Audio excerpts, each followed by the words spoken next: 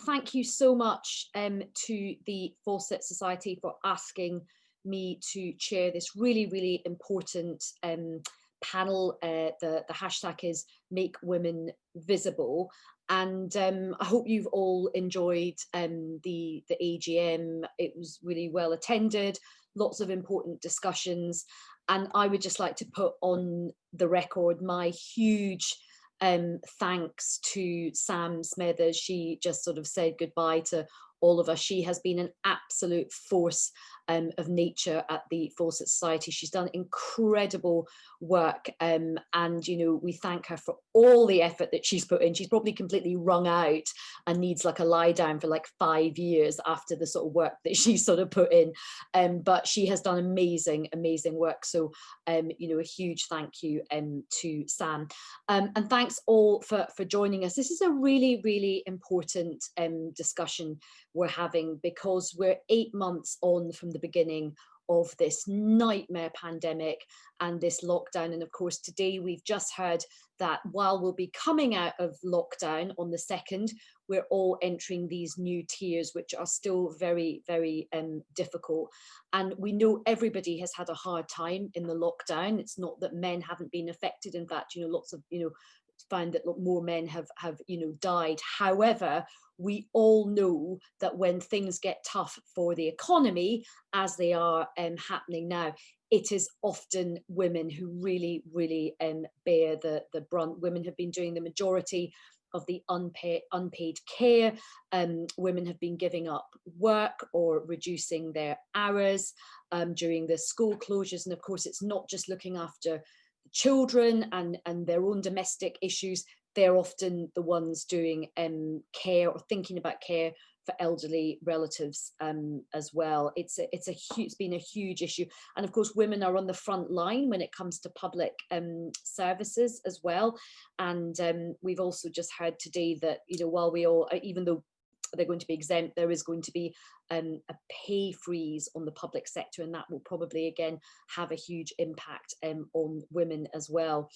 We also know that Black, Asian and ethnic minority women have been really, really affected by this pandemic, and they will continue to feel the aftershocks of it as well.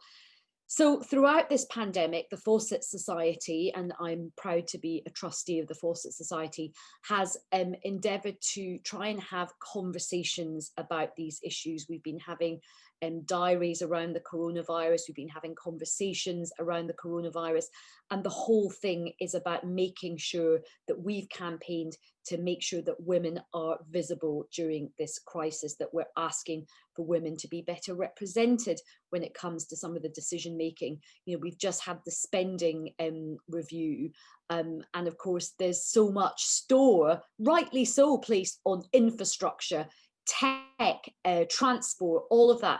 But what about social infrastructure? Why doesn't infrastructure count things like nurseries and childcare and unpaid labour and caring for older people? All of that stuff is really, really important as well. So we are going to have a really good discussion about that. And at the end of it, there is going to be some, because we're going to probably go through some quite heavy themes, but at the end of it, fear not, there's going to be some light relief, because we've got two brilliant female comedians who are going to come on at the end and give us a much needed laugh, because we certainly could do with a bit of that. So I'm just going to introduce our brilliant panelists.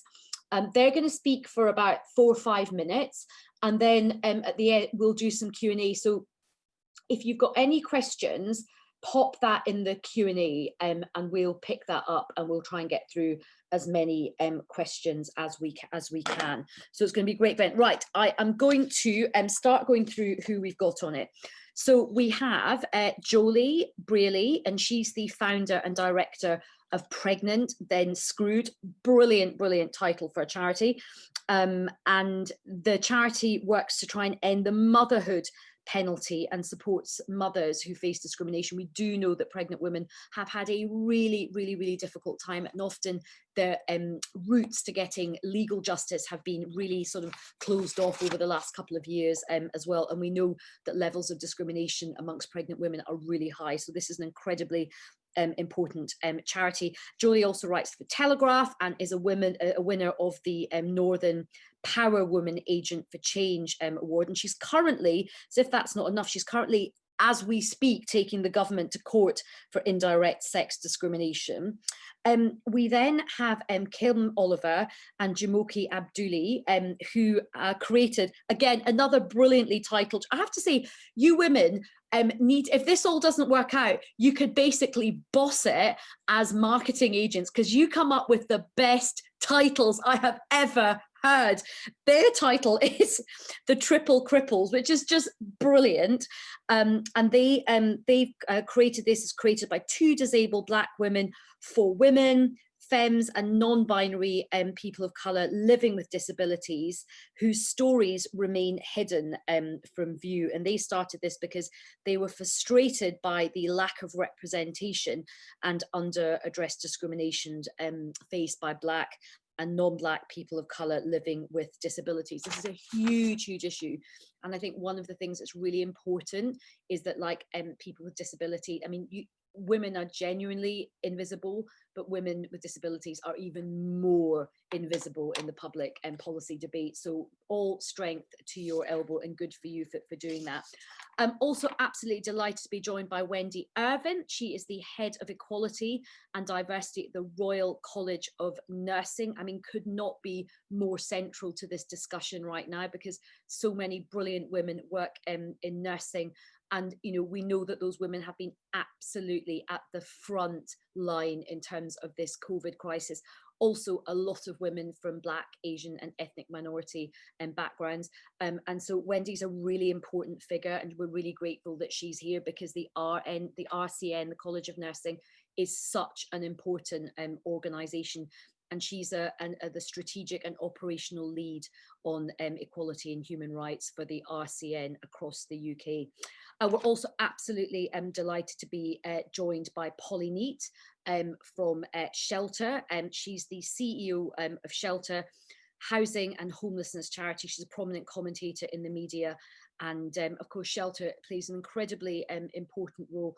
Homelessness is something which is a huge issue right now. We know also that domestic violence is also going up. That puts an additional pressure on sort of housing services as well. So we're absolutely delighted to have you here as well. Now, you're going to have to forgive me. I think the brief I have does not have Hannah Essex's details on it. So Hannah, I'm really sorry. I will do a full intro. I will get the details and do a full introduction for you. Sorry about that. My brief seems to, for some reason, you're not on the brief. I'm really, really sorry about that. Right, so we're going to sort of crack on. I'm going to ask Joeli to kick off and speak for a couple of minutes, like sort of 4 or 5 minutes. And Joeli, I just would be really interesting to hear from you just the unvarnished truth about how pregnant women have been affected by this pandemic, in terms of how it's affected them, how it's exacerbated things, and any wins that you've had during this period. Okay, thank you. Yeah, it's a big question. So you cut me off if I talk over my 4 minutes, tell me to shut up. So I'll start at the very beginning. On the 16th of March, pregnant women were placed in the vulnerable category by the Prime Minister, which in part was a relief, because prior to that, pregnant women had been entirely forgotten about when we were talking about this deadly pandemic. And we were grateful that there was some recognition that pregnant women should be looked after. However, there was no further information to go with that. They were just placed in the vulnerable category. What that meant in terms of work was really not considered. And so our research found that about a quarter of pregnant NHS workers were continuing to work with patients who could have COVID-19. And this rose to 31% for Black and minority ethnic pregnant NHS workers. Now, clearly that was utterly terrifying. I mean, we tell pregnant women not to eat brie, and yet it seemed to be fine for us to send them out to go and work during this deadly virus pandemic. And so we were really lobbying and campaigning for the government to be really clear about pregnant women's rights during COVID-19, so that they could protect themselves. They didn't have to feel that they had to make this choice between their health, the health of their baby, and their paycheck, which was what was happening.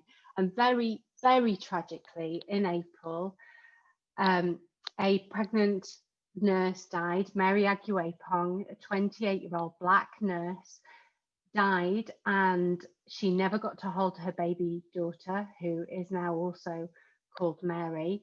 And following that, 5 pregnant women have died from COVID-19. And yet, still, we are not seeing any protections for pregnant women. Despite these absolute tragedies, we're seeing very little information about the rights for pregnant women. There was a report by the Royal College of Obstetricians and Gynecologists which said that Black pregnant women are 5 times more likely to be hospitalised than white pregnant women, and they recommended that research was done into this urgently. Nothing has been done whatsoever. So during the first wave, the only positive we saw was that about 70% of pregnant women were being suspended from work on safety grounds. Problem was, the law says that if you suspended on safety grounds, you should be suspended on full pay, but the majority were being suspended on no pay, on sick pay. They were told to take their maternity leave early. They were told to take holidays. So again, these women were put in this really impossible predicament of, yes, you can go off and protect your health and that of your baby, but you're not going to have any money to do it. So, you know, you can keep a roof over your heads or protect the health of your baby. You know, it just impossible decisions they had to make. Now we're into the second wave of the pandemic. What we're dealing with is employer complacency. It's as if, you know, pregnant women, blah, old news, we're not really interested in that anymore.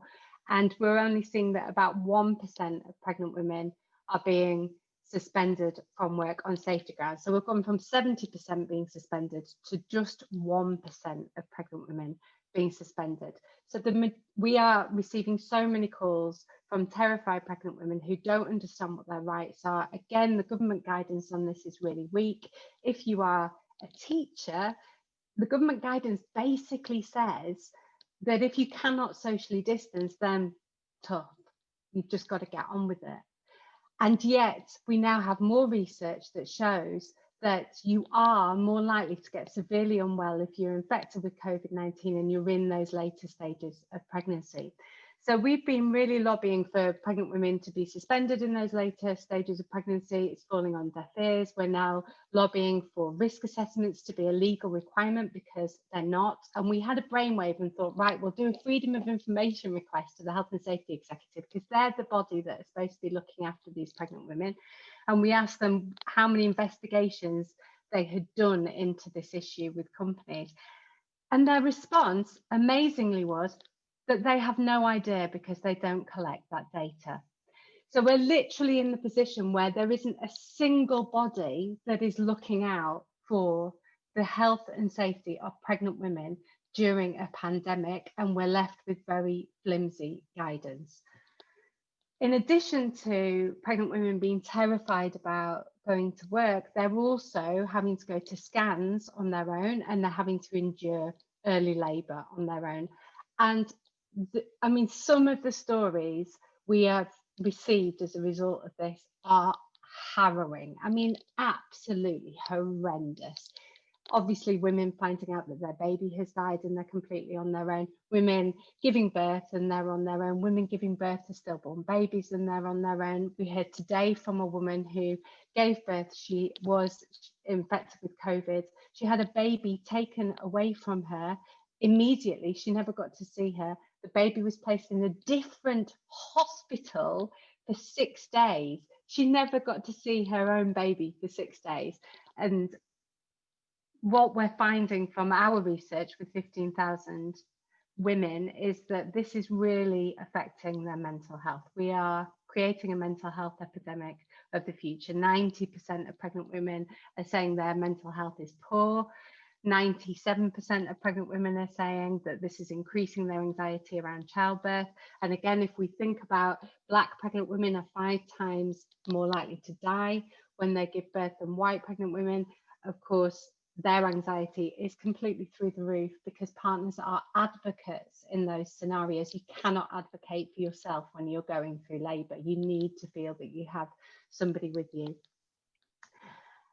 Then we have the jolly topic of redundancies. So we are seeing a 450% increase to our advice line, and nearly every call is about redundancies.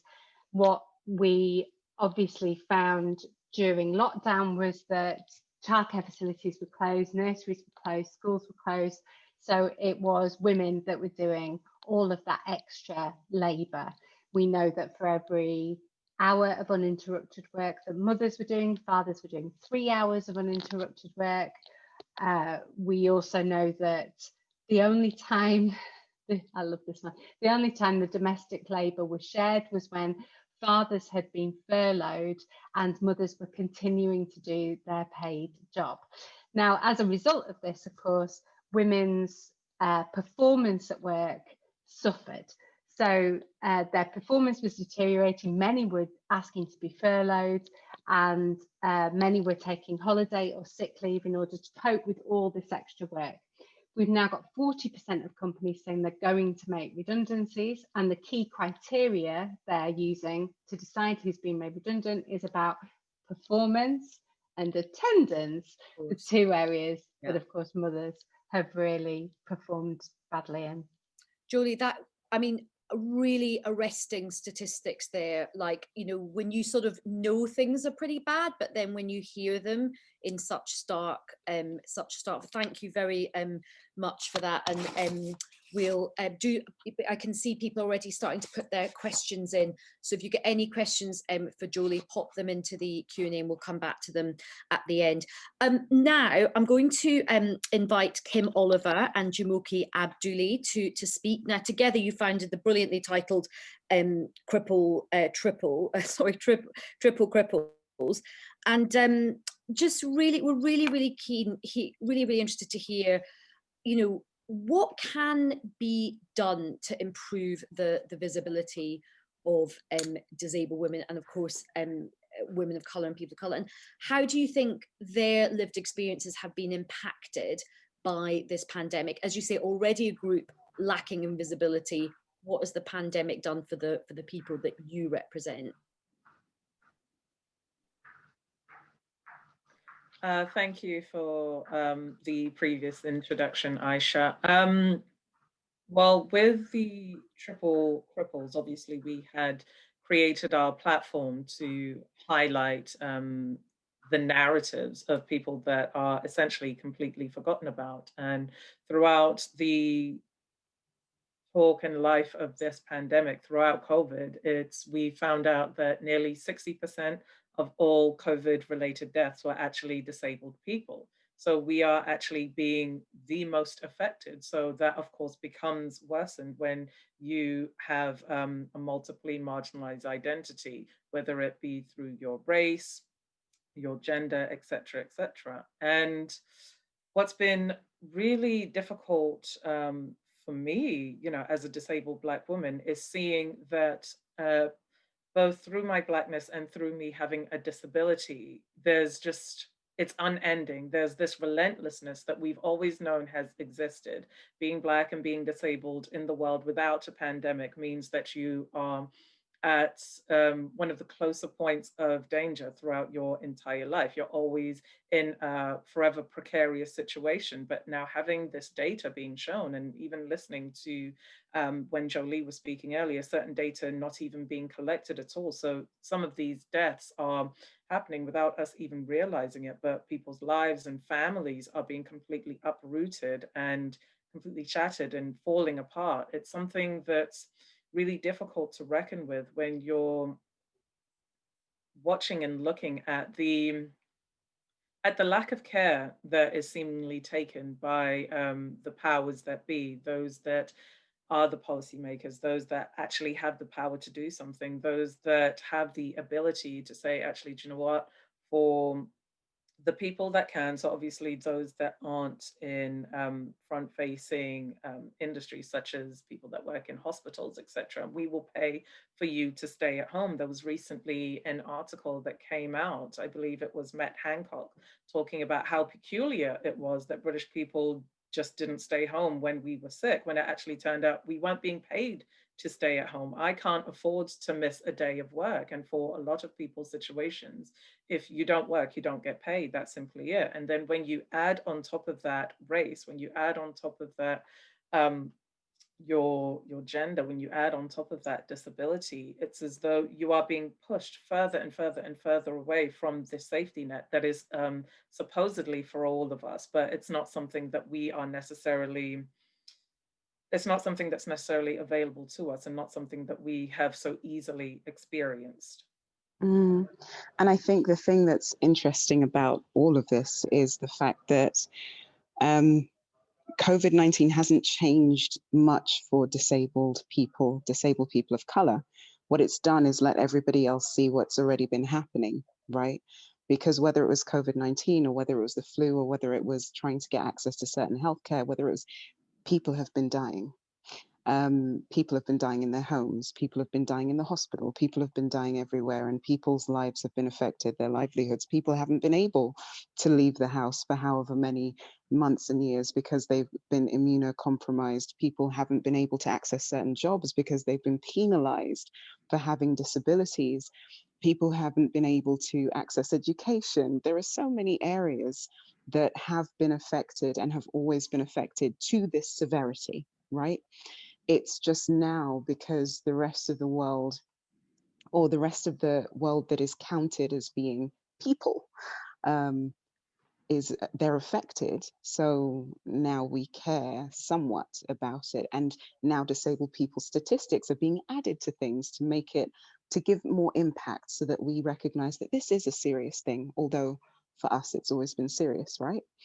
And so I think, on the one hand, though that is wonderful that there's attention being drawn, I think for a lot of people there is anger. There will be a lot of anger. There'll be a lot of frustration, because though these statistics are being mentioned, it's not changing our outcomes, right?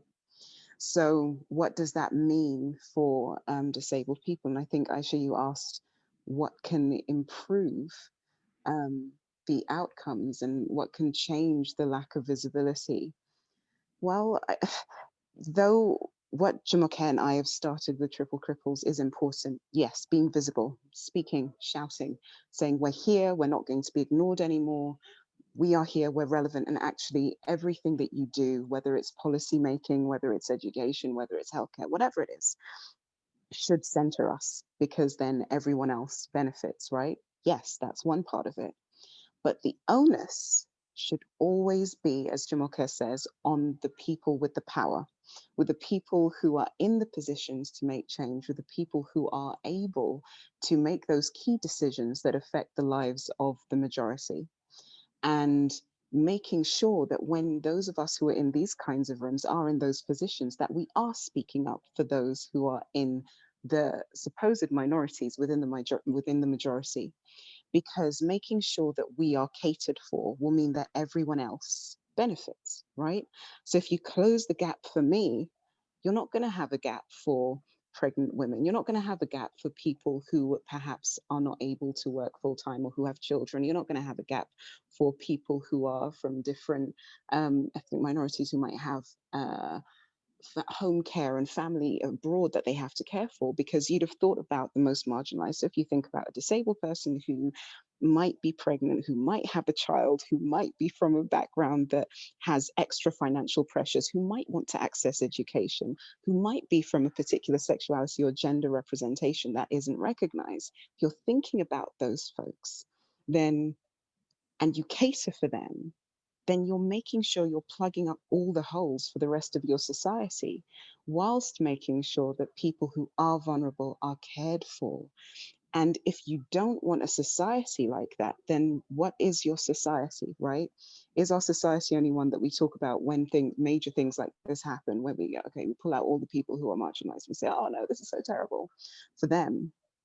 Or is it one that is always prepared for these things and is ready to deal with these things. And I think, so it might not be the answer that you wanted, Ayesha, but it is facts. And I think though the work that we're doing is important and it's brilliant, we cannot do it alone. We need everyone to be asking those questions when they're in certain rooms. Why does everyone look like me? Why does everyone look like me? Where are the female voices? Where are the disabled voices? Where are the Black voices? Where are the Asian voices?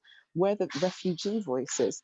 Why are we not catering for particular people from particular backgrounds? And we have to all be asking those questions. We can't just come to these talks and really be moved and, oh my God, I never knew that, without actually doing something with the information.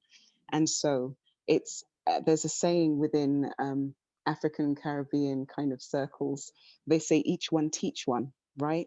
And so it's all of our responsibility to pass on these messages and say, actually, it is important, because we think disability doesn't affect us until it affects us. We think homelessness doesn't affect us until it affects us. We think so many things don't affect us until they affect us, and we shouldn't be waiting for something to affect us before we feel it is necessary to speak up about it, to do something about it where we have privilege and power, and to show more compassion in our daily physical interactions with the world around us. Yeah, well, thank you so much, Jumoke and Kim, for, I think, being just pretty candid and, as you say, not sugarcoating the, hey, it's all great, and you know what, we'll have this seminar and it's all salt. You know, as you say, it's not. It's the beginning of a really, really difficult journey, and I think we all have a responsibility, as Kim says, in the work that we do. We all have a little bit of influence over some sphere, and to look for where those voices are and where those voices are not as well. So thank you so much for that. I'm now delighted to invite Wendy Irvin from the Royal College of Nursing to address us. And of course, you know, the RCN has been at the absolute front line of this pandemic. You know, the women, not just women, but lots of nurses are women that you represent, have just been absolute kind of heroes. But we do a lot of clapping for our carers, but what do the women you represent really want to see, Wendy? Thank you, and it's so great to be here. And let me just say that it's been so wonderful to listen to Kim and Jumoke, you know, talk about their lived experience, you know, and around the importance of visibility. And I was just having a discussion with my mum before joining this conversation, and my mum is a long-time advocate of equality and human rights. And one of the things that she often talks about that is really powerful for allies or anybody that is interested in creating social change is to be curious, and then once you find out the information, be furious, and then be enraged, and then engage in conversations that sometimes make you feel uncomfortable, and engage in the kinds of conversations and change activity that maybe feel really small for you, but really are quite powerful and cumulatively can be quite amazing. So just wanted to share that. In terms of the RCN, our work, working with a majority but not solely female dominated profession, has been really interested during COVID.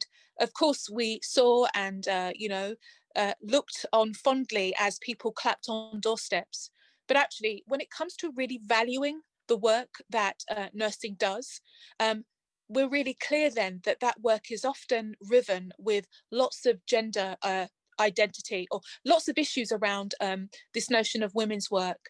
So when we think about nursing and the fact that women occupy approximately 90% of nursing roles in the UK, and nurses' pay is about 80% of the average in the health sector, what becomes really clear is that the gendered construction of nursing, the idea that nursing and caring for people is women's work, does continue to be fed really quite clearly into the current crisis. And we see that in the suppression of wages and wage growth and the consistent downgrading of working conditions. The historic, I suppose, perception is that care is a naturally feminine skill. It's something that women just do just by virtue of being women. And it sits somehow very low down on the level of thinking about skills and abilities that therefore should attract a high level of compensation.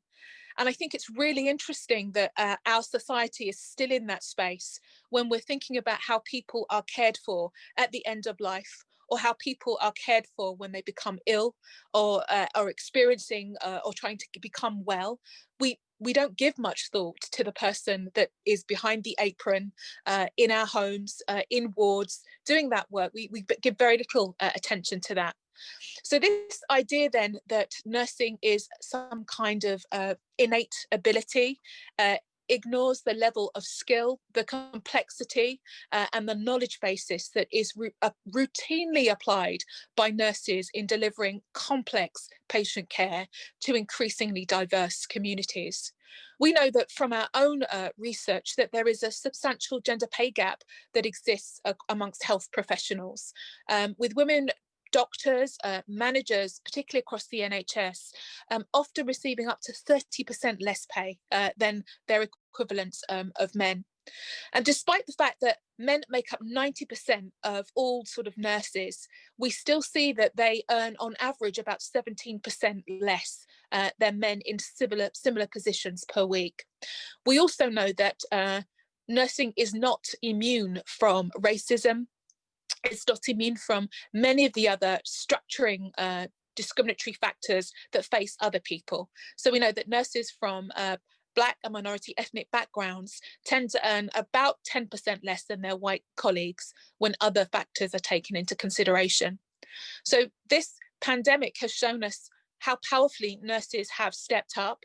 It's shown us that, for example, nursing has been seen as an essential occupation. But what nurses often tell us about their experience as a result of the pandemic is that they've often felt sacrificial, unable to get the support, unable to have their skills recognised, and consistently working when they are short-staffed and struggling to provide excellent patient care. So I suppose the issue for us becomes, when do those claps turn into coins? When do they turn into the practical aspect of valuing a highly skilled profession? Nursing has done everything that it can do, everything that any other profession does. It limits access to the profession. It requires a high level of supervision, and there is a regular requirement to revalidate and keep skills up to date. And despite all of that, in any other masculine profession, for example, if we were talking about, I don't know, computer programmers who tend to be male in some spaces, we would not see the restrictions that we see on pay. So I think our big challenge comes is how we are learning to value nursing, and how we stop with the shorthand that somehow nursing is something where we shouldn't talk about money, or it's somehow unseemly to begin to have those conversations. Nurses actually need to talk about wealth creation. Why shouldn't we? Why shouldn't caring make you rich? Yeah.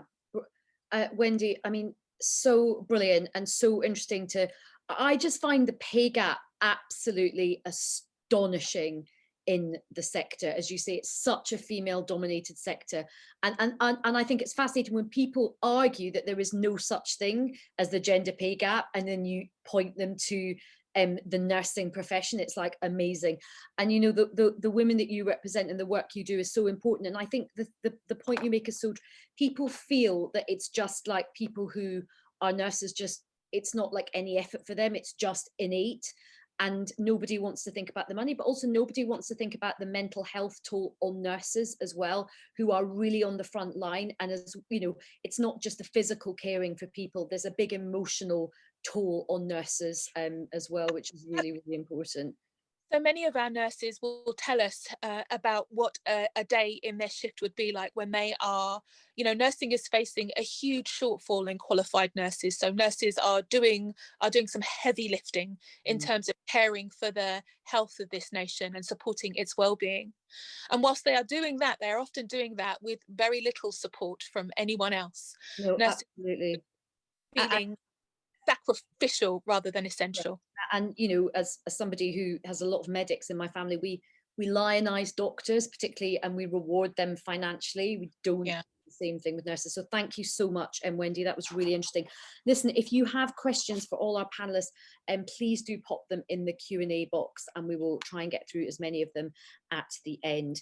I'm now delighted to invite Polly Neate to take the floor to talk about the really, really vital work she does with Shelter. Look, before the crisis hit, we knew that women were the majority of people in poverty, and we knew that there was a big problem with homelessness. And of course, since the pandemic has hit, we have seen that absolutely shoot up. So Polly, we're really interested to hear what you have to say. Thank you.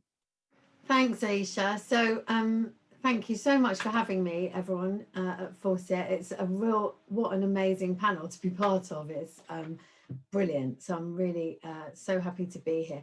I just want to quickly start by outlining the problem, because what you just said, actually, Ayesha, about the fact that we had a housing crisis before all this, and what's happened is that we've had a housing crisis kind of collide with the worst public health crisis in living memory, and the people in the fallout of that are women. And so I want to be really clear about that. So I just want to start, because I often get asked, you know, I'm a feminist, I'm a very publicly a feminist, leading an organisation that is sort of supposed to be, in lots of people's eyes, gender neutral. And I'm often asked, why do you keep talking about women when most homeless people are men? Well, I just want to be clear about that. So most rough sleepers are men. That's absolutely true. There are lots of reasons for that, partly because of the danger of rough sleeping for everyone, but particularly for women. So the average age of death for someone sleeping rough is about 47 for men and about 43 for women. Just let that sink in for a minute, and then also say that's the only section of the population where women die younger than men do. Yes, most rough sleepers are men, and of course their needs are really severe and they need to be looked after totally. But the hidden homeless, there are hundreds of thousands of homeless people in this country, and I want to just explain why that issue disproportionately impacts women. And I just want to say, I'm going to make, this is such an obvious point to make at a Fawcett event, so forgive me, but our economy is designed to favour men over women, right? That's how it's constructed. So when we decide we need a bit of austerity, which is in itself, you know, a construct, it's not something inevitable. I just need to turn my power on, sorry.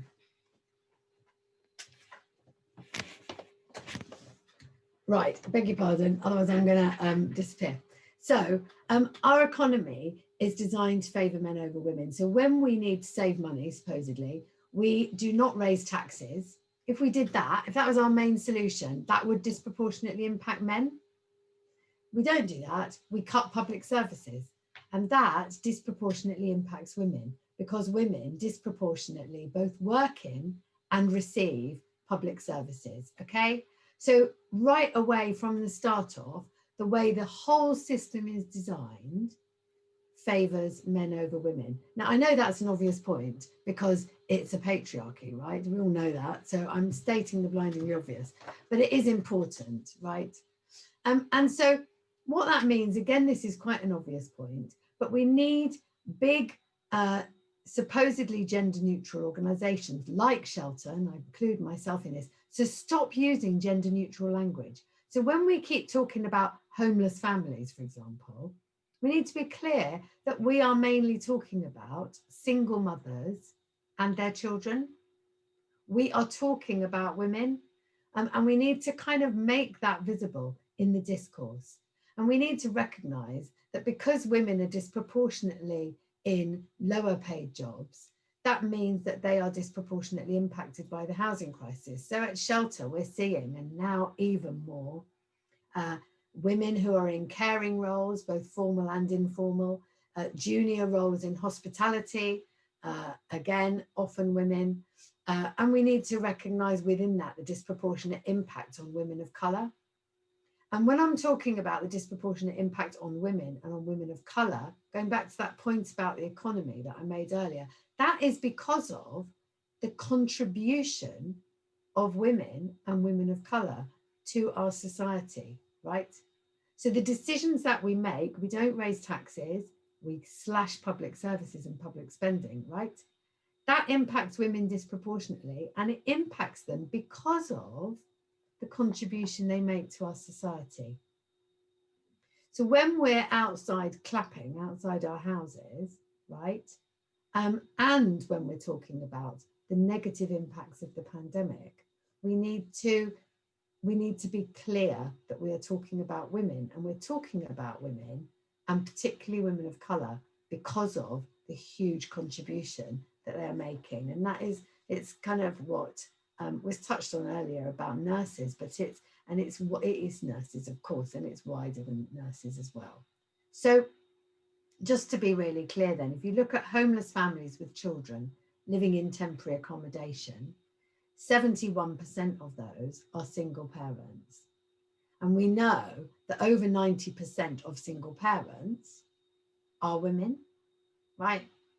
So that means statistically, women are much more likely to be homeless and living in temporary accommodation. And in fact, if you just look at all adults, so irrespective of whether they're parents or not in temporary accommodation, even if you discount the parents, right, it's still 61% women. So women are more likely to be impacted by homelessness, right? And if you look at people in private renting, female private renters are about 1.5 times more likely to be claiming local housing allowance, which is housing benefit for people in private renting, right, than men.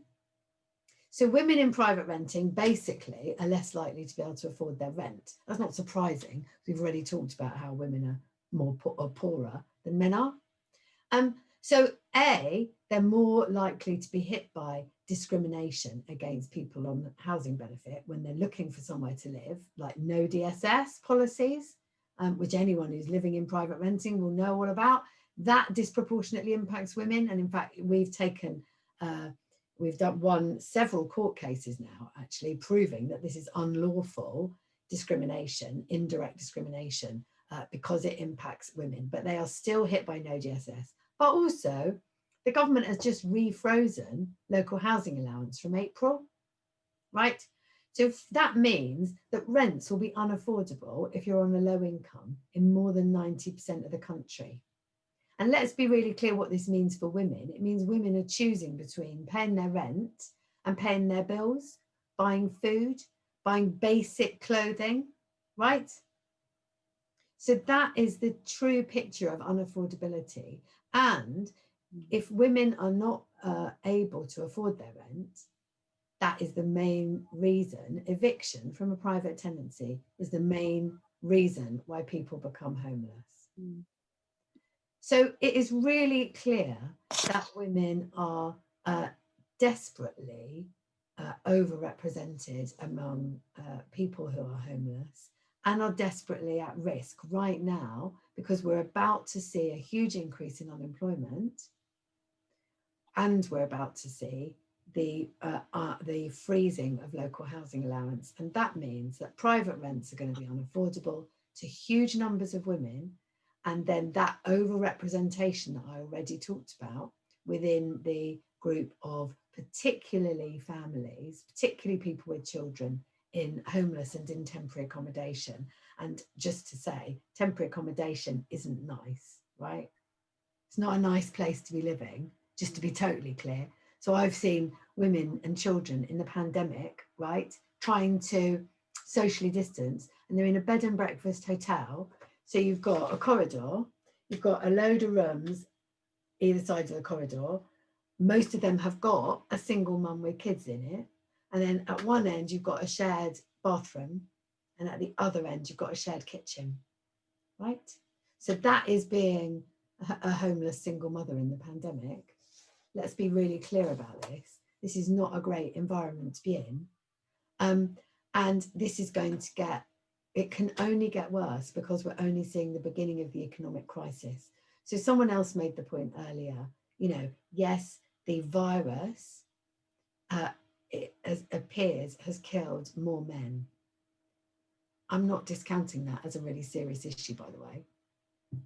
But the economic crisis is going to be a gendered crisis. It's going to cause homelessness. It's going to make women homeless.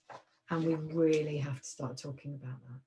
Wow, Polly, that was so powerful, and it's such an interesting statistic as well about the rough sleeping and the point of death as well. And I think one of the issues with the debate around homelessness is that people are really uneducated about what homelessness actually means. So for a lot of people, particularly in like popular press and everything like that, they just think of homelessness as people sleeping on the street in a sleeping bag.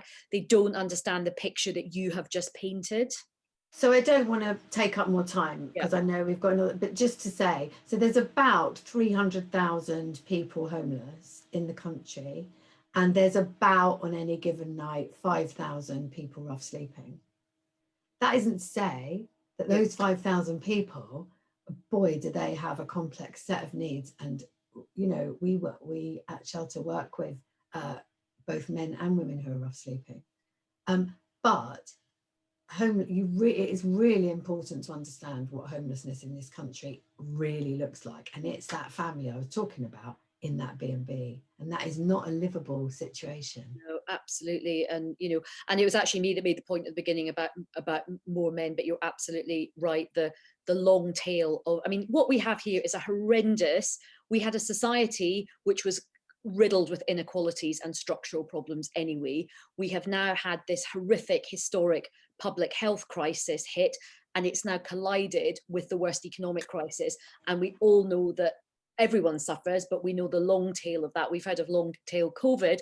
Long tail economic COVID has a woman's face, and largely probably has a Black or Asian woman's face as well.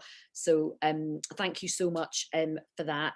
And now I'm really, really pleased that Hannah, and I have got Hannah's details now, thank God.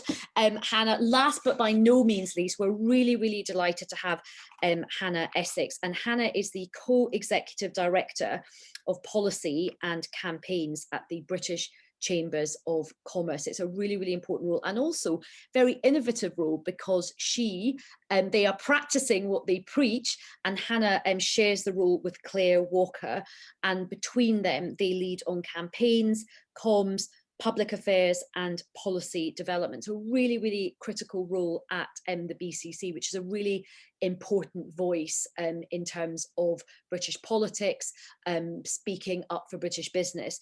And one of the things that's been really heartening to see is that the British Chambers of Commerce have been incredibly vocal about the thing I talked about at the beginning. The government talks a lot about infrastructure, road, rail, nuclear, energy, but the BCC has made, you know, a big argument about social infrastructure, particularly the need for childcare. So Hannah, we're absolutely delighted to have you join us. Thanks for taking the time, and we're very keen to hear from you about where your organisation sees how women are being affected by the pandemic, and particularly your thoughts on childcare, because I think that's been such an issue that's had such a light shone on it throughout this pandemic. Absolutely, thank you, and thanks so much for inviting me to come along today. I'm a long-standing member of the Fawcett Society, so it's an absolute privilege to be invited to speak to fellow members this evening, and with such a fantastic panel as well. So the British Chambers of Commerce is the representative body for Chambers of Commerce across the United Kingdom and around the world. So in the United Kingdom, we represent businesses of all shapes and sizes, and chambers are really embedded in their local communities and a part of shaping their local community and helping to develop and create jobs and create opportunities and develop skills and do lots of really fantastic work in those communities. Chambers have really been the kind of first responders to business in this really difficult few months. It's it was quite an extraordinarily sudden and pretty devastating effect that this pandemic has had on British businesses, and indeed businesses right around the world. It's been a difficult few years anyway. Lots of uncertainty around what's going to happen around Brexit, some shifts around political turmoil and so on, and that's made things quite difficult for businesses already. And then you throw in a pandemic, and it's just been the most difficult time, and really heartbreaking stories coming through of people who've worked really hard to set up businesses, grow businesses, family businesses that have been around for generations, who don't know if they can make it through the winter. And of course, in the immediate aftermath, or the immediate response to the pandemic and the start of the national lockdown, we also had this childcare crisis. So schools closed, childcare settings closed, grandparents were no longer able to help with childcare. You could no longer pop round and throw your kids at your friend and say, please, I just need a few hours to get something done. You would just, working parents were on their own, looking after their children and trying to work. And those of us who are working from home, we had to try and juggle family needs and our work needs, but then those who had to leave home to go to work, and those are mostly the lowest paid people in society, and tend to be women, and tend to be women of colour, who are most at the forefront of that kind of front-facing work during the pandemic, had the option of not working or using schools for the key worker provision within schools. But of course, a lot of people were worried about how that was going to affect their health, and whether or not that would be the cause of COVID coming to their homes, and really wanting to protect their families. So families were having to make really difficult decisions, and employers were finding that that their workers were having to do all this juggling. And at the start, I think there was a sense that we were all in this together. Any working parent had this challenge, and we all had to try and make do. Kids were popping up on Zoom calls left, right and centre. My 4-year-old fell asleep on me during a board meeting. It became kind of more of a normal part of working life. But then as things started to return to normal, but I suppose the economy started reopening, and there was some semblance of normality. Only some people had schools to send their children to, and only some people had childcare settings to send their children to, and many nurseries didn't reopen. And our own nursery has still not reopened, although our kids are now at school, thank goodness. But that created a real challenge, where people were still expected to work, but the childcare simply wasn't there. And as you said, Ayesha, childcare is infrastructure. It's one of those things where if you don't provide it, it's like transport. If you don't provide it, people cannot go out to work. And the loss of talent, of institutional knowledge, of diversity of thinking, of diversity of experience, when you lose people from the workplace because of their childcare needs, has an impact on the employer. It has an impact on the ability for them to be successful. And at this time, you want your best people around you to try and get you through this crisis. And so many people had this pull between needing to look after their family and needing to work. And we know you've heard it already, that it's predominantly women who took on that additional burden of not only caring for their children, but also making sure that their shielding parents got their shopping, or all the other things that women have taken on during this crisis.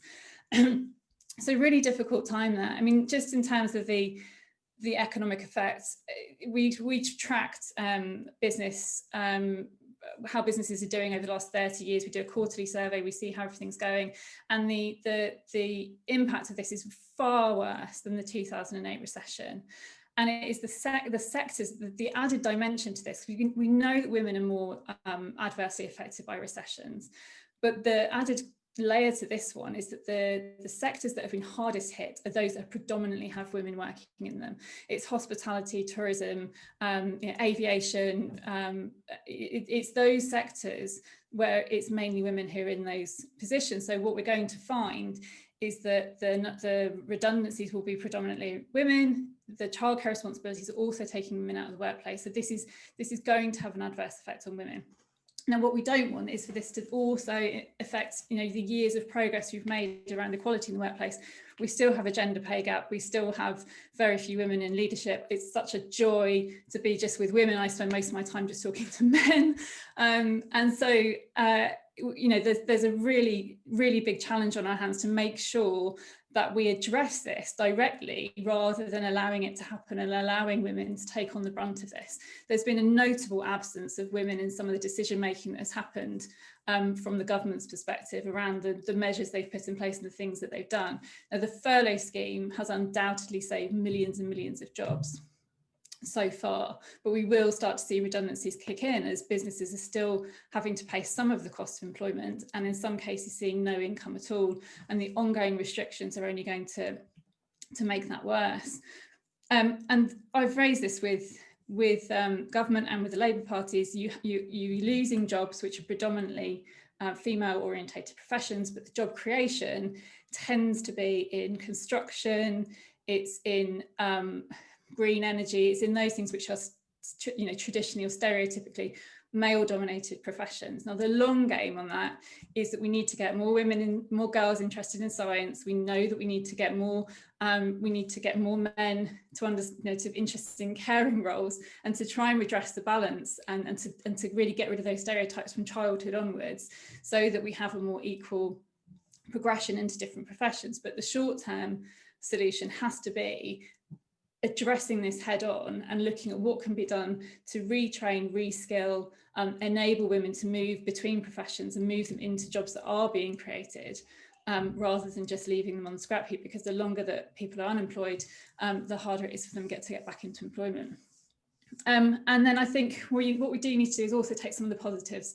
So the fact that more people can now work from home is a real godsend to a working parent, you know, being able to have more of a balance, not having to leave the house at 5:30 in the morning, and being able to spend more time with children and be around more. So we need to make sure that that is more, for those people where that's possible, make sure that becomes a more embedded and permanent state of being. I've, you know, endlessly heard stories about people being turned down for flexible working and not being able to work from home because it isn't possible. Well, it is possible, and we need to make sure that we now do more of that. We need to see more flexible working to allow people to balance their additional responsibilities. I think we've also seen that wall come down between work and home, and a greater understanding of the complexity of our lives. And so I think we need to see much more of that as well, and a greater understanding of how we're all juggling things and we're all having to balance things. Brilliant stuff. Thank you so much, Hannah. I mean, I am always struck by how sexist the language is around the business community and who is affected. Like, so this morning I did a debate on the Jeremy Vine show with somebody, and the question was about the public sector pay freeze. And of course, public sector, a lot of women that work in the public sector.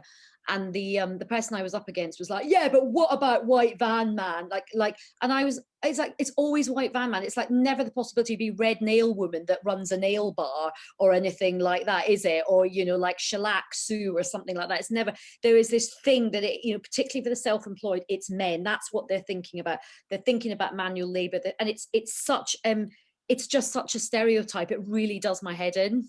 There was a headline yesterday in a well-known online newspaper that said businessmen and tour groups will be exempt from quarantine, and it's just lazy. You know, women work in business too, and there's no need for it now. You know, it's really lazy. It is. Well, listen, thank you all for your brilliant contributions. I'm conscious of time, and we've got a few questions, so I'm not going to go to everybody for questions. I'm going to sort of direct some of the questions at you, and if you could be reasonably brief in your answers. The first question I'm going to put to Kim and Jumoke, and this is from Katie Aldridge. It's a really great question, and I think it's something we'll all benefit from. And that question is, what action can someone who's not affected by disability take to provide a voice or push for change? Oh, thank you very much for that question.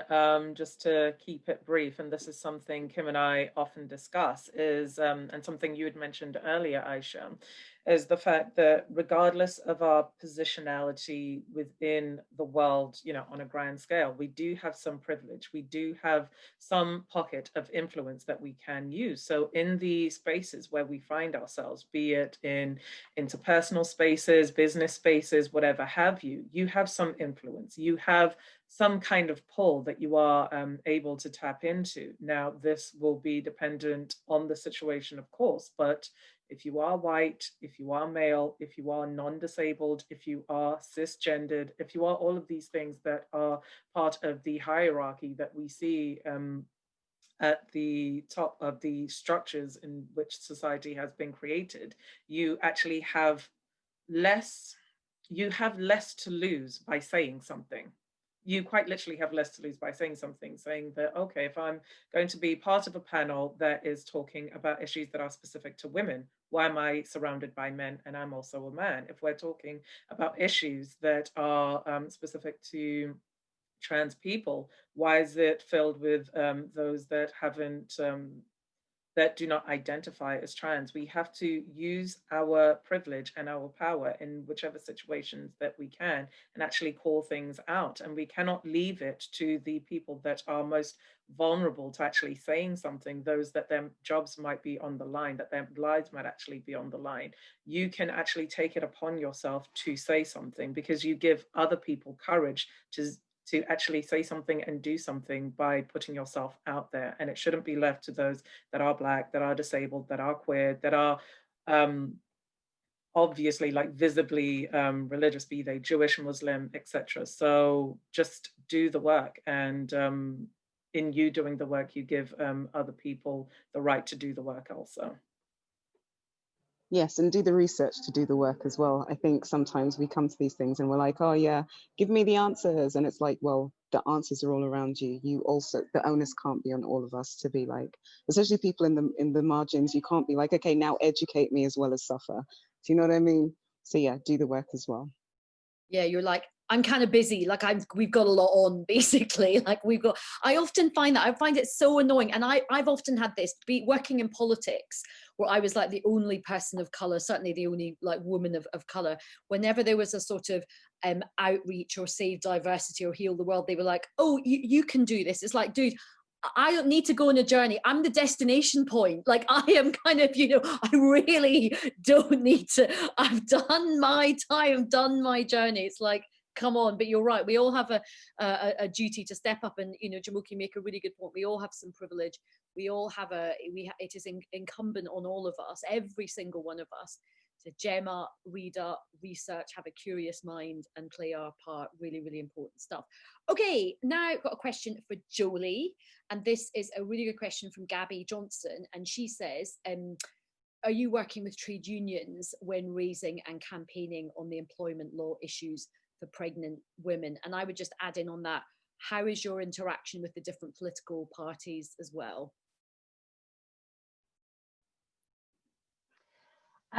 So trade unions, we work with the TUC, so we do lobbying with the TUC and we join up with them on campaigns. So we're working with them on the risk assessment side of things for pregnant women. We have our own advice line, so that's run by 26 volunteers who are all legal experts. So in a way, we sort of compete with trade unions in some sense. So that makes things, working directly with lots of different trade unions slightly tricky. I think, I would always recommend to people to sign up to a trade union. The research shows that companies that recognise trade unions treat their staff better. You're much less likely to experience pregnancy and maternity discrimination if your company recognises a trade union, and working as part of a trade union to lobby your company to make specific changes works much better than doing it on your own. So definitely would recommend them. In terms of political parties, we work across the board. We work with all political parties on this, and we have sympathetic politicians to the campaigns that we work on in the Conservative Party, Labour, SNP. So we're not partisan about our politics at all, and we are often very surprised at the MPs that get in touch with us on specific issues that we really wouldn't have expected to. And the way to really make change at the minute is I'm afraid it's through Conservative MPs. We know that there are 7 men making all of the decisions at the moment. That's it, 7 men who are sitting in a room and they're deciding what goes on. And so if we were to stay, just work with Labour or just work with the Liberal Democrats, we wouldn't get anything done. And we have there there are some really good women Conservative MPs who we've worked with really well over the last 7 months. That's really heartening to hear, and you're so right.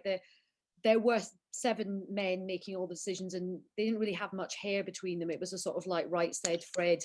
It was like Selling Sunset. It was just like lots of weird, bald men like making all the decisions about everything. It's just so weird.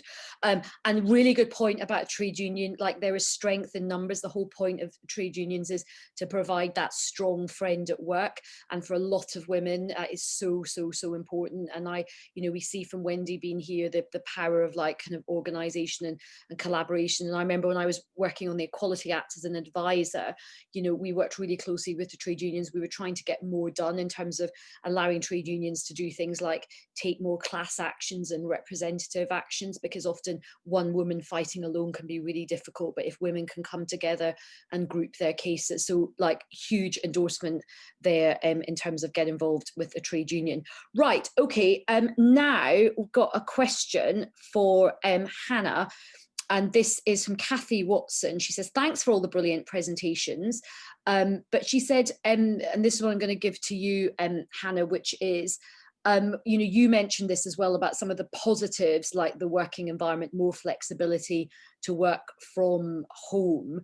How do we hang on to these small wins and avoid going back to business as usual? Because I think Kathy makes a really good point. There's a lot of businesses who absolutely swore that work could not be done from home. And as you said, that proved the point. But when things go back to normal, will they expect women to go back to working normally? How do we make sure that we make this change a permanent change? Yeah, and there was that really frustrating time back in early September when we were all told to go back to work as if we hadn't actually been working throughout the time that we were at home. Those of us who can work from home, and let's remember not everyone can. So, go back to work as if we'd just been sitting around, playing on the PlayStation, whatever.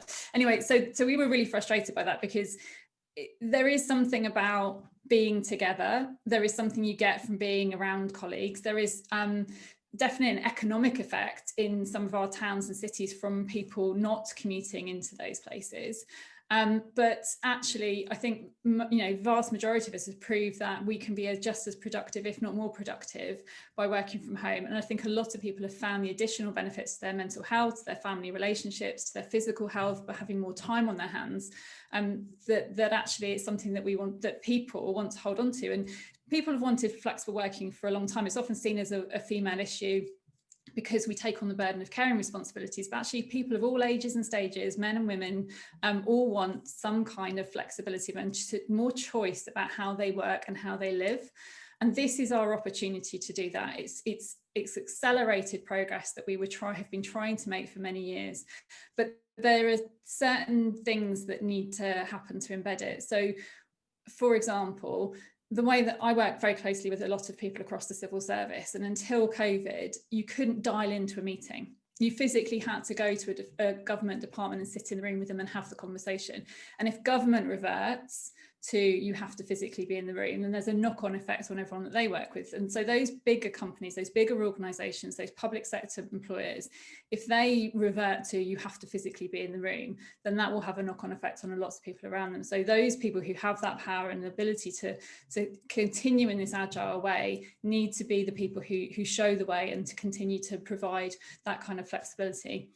And then employers need to capture the good stuff that's happened, really think about the challenges they found, because there have been some, and work with their employees to tackle them. What are our norms now? How are we going to engage with each other? How do we replicate the kind of casual water cooler conversation in a more agile work? And there's great ideas out there. Lots of people have been trying different things. So it's kind of, we need to capture all of that and share it and make sure that we don't step back into where we were, because we didn't want to be where we were. We don't really want to be where we are now, but there is a better way by having a more flexible and agile approach. Okay, thank you very much. Oh, I've been told off. Jane Cockburn has said we are better than hairism. No, Jane, we're really not. Certainly I'm not. And there was this amazing photograph actually in the middle of when things were really going awry in the pandemic. And it was a really brilliant behind the scenes photograph in Downing Street of where real power lay, Jane. And it was just all a group of men in a room, and it was just interesting. It did look like a Right Said Fred convention. And yes, I'm being a bit funny and a bit cruel. However, you could tell that there were no women in that room, because that was the point at which the government told us all, as Hannah has been saying, to get back to work, but they had decided to keep children home. They wouldn't let children back to school. How does that work? So yes, I'm being a bit hairist, but I think we'll let that slide when the government is still essentially incredibly sexist. So we'll kind of let that sort of slide. Right, I've got a question for Wendy here. From Sally Young, and she basically says, thank you, Wendy. Pay is an issue as it's a comment on power and status. She says, my daughter, aged 38 with 2 teenage children, left her better paid job with Virgin Money to become an NHS Trust nursing assistant band 2 in February. She gets £9.50 an hour, crap PPE, lots of pressure, and is working herself, going into people's homes, including 2 nursing homes. She couldn't afford to do her degree and pay for her training. We should stop being frightened of talking about pay and power and take on a more collective approach. Wendy, that is for you. Wow. Such a powerful case study, and I completely agree with the sentiment. We need to talk about pay. We need to make sure that nursing is valued for its complexity, its knowledge, requirements, not just in the context of this pandemic, because nurses have done an amazing job, and not just nurses within the NHS, nurses and healthcare support workers and social care workers across all care settings have done amazing work in the middle of such a harmful and scary environment in providing kind of personalised care. And if you are really interested in getting involved in that, so sorry, shameless plug approaching, get involved in our Fair Pay for Nursing campaign. If you go onto the rcn.org.uk website or go onto Twitter, #FairPayForNursing, you can find out about all of the different things that we are asking for in terms of a pay rise, but all of the things that you can do so that you aren't just enraged by this, you can be engaged in really bringing about change. I think what we're noticing about the sort of recent some of the things that have been said about the public sector pay freeze, we've been, as the RCM, working very closely with the other 13 health unions to really push for an early and meaningful pay rise for all NHS staff that are working. So that would include porters, doctors, administrators. All of them have been engaged in this kind of COVID effort.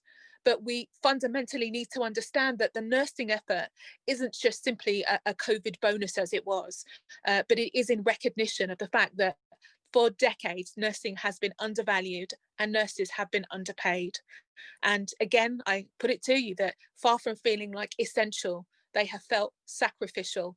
And if we are to stem the tide of nurses leaving nursing, or those who don't choose to go into the profession because it's just not financially viable, then this country needs to make a political choice. And that is to value those who provide complex care. It is to value the men and the women across every single care setting who get up and deliver personal care to individuals, no matter the cost. But recognizing actually that cost is borne by someone, and it's only fair, it is only decent, it is only right. And there's a strong and powerful economic argument that for every pound invested in nursing, it yields a huge social good that has a distinctive economic benefit for our country anyway. So there is a political choice, and it's awful that your daughters have to go through that. So my plea to the person that wrote that question was that they join the RCN, and that everybody on this call starts tweeting about fair pay for nursing, and that we aren't just angry, but we are engaged in thinking about how we create change and how we can use our privilege and leverage that to deliver change for people that matter right now. Brilliant. Thank you so much. And thanks for that question. Right, and this is the final question, because I do want to get on to our 2 fantastic comedians who are waiting in the virtual wings to entertain us.